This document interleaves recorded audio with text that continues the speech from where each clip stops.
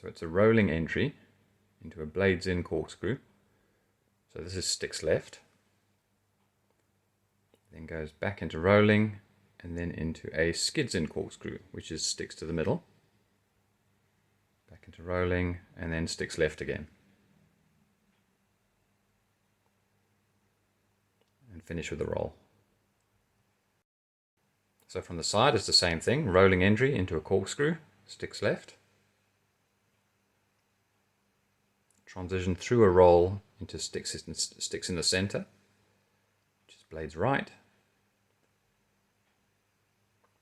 then into a roll again, sticks left,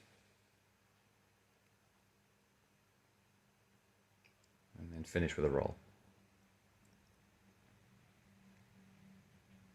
So the question is it a new maneuver, or is it just a transition between sticks left and stick center? So two different corkscrews.